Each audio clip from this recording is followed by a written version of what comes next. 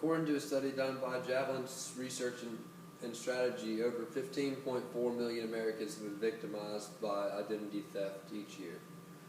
We can protect ourselves if we learn about this.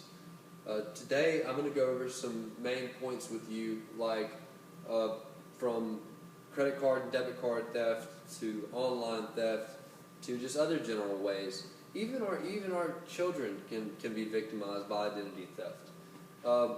Let's start off with personal information. It should be just that. It should be personal. Your Social Security card. I know I used to keep mine in my wallet, and for a long time I didn't know any better. But now I know that if I lose my wallet, they have my ID, they have my debit card, they have my Social Security card. And with that, they got birthday, they got address, they got name, and they got my bank. They can find out anything they want to about me.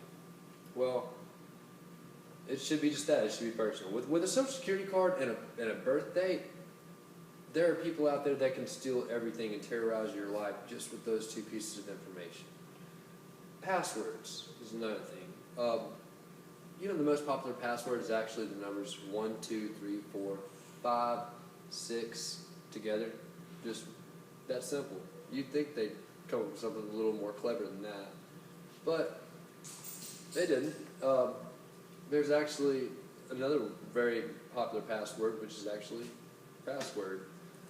They say the experts advise at least, the best way to make a password is as many lowercase and uppercase characters as possible with special characters and numbers all combined, spaces. You can even make a big sentence and then condense that sentence just using the first letter of each word and leave that as a password with numbers and characters. I mean, the longer, the stronger is what they say. And Google actually does this thing where it's a two-factor verification process that if you don't know your password on a computer, they text you a verification code. So you pull that verification code off of your phone, you take it to the computer, punch that in, and then there you go, you're back into your Google account. Well, a lot of cases,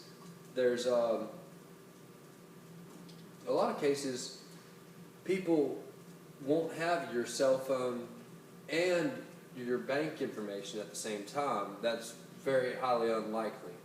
Well, the most popular form of online identity theft is actually phishing. Not phishing like you're on a boat fishing or you're trying to make dinner and you're cooking fish. Phishing, P-H-I-S-H-I-N-G. You get the picture. It's the most popular method, and there's actually, in 2016, there was 25,000 cases of people being victimized by phishing. So, what do? How do you prevent this?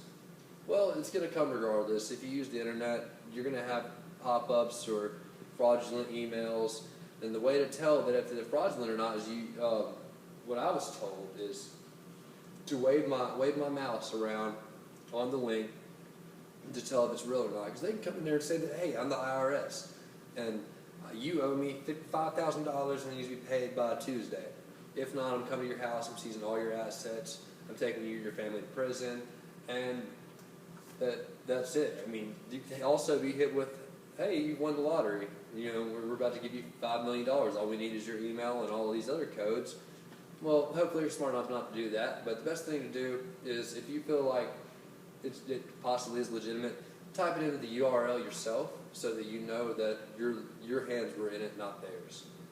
And let's talk about ATMs, the money teller machine. You go up there and you punch in, you want $20.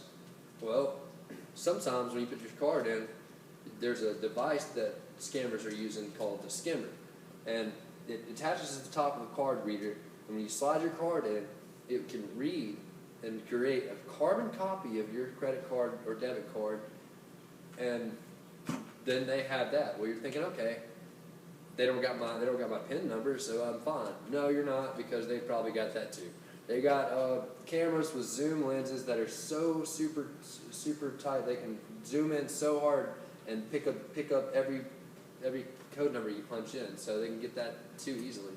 What I've heard the best method is to prevent this and safeguard myself from having my debit card stolen is to put my hand over it. so that they can't see, you know. But I mean, children need to be safe too. They could have you know, the access to your purse or my wallet. They could take that information. They could take your credit card and debit card to school. They could even write it down in a notebook or something like that. You never know what could happen. So make sure your kids know they need to be safe while they're online and while they're accessing anything, and they need to have parental permission before they purchase anything. And worst come to worst, there's a last resort, and that's credit freezing. When you freeze your credit, no one, not even yourself, can open a new account.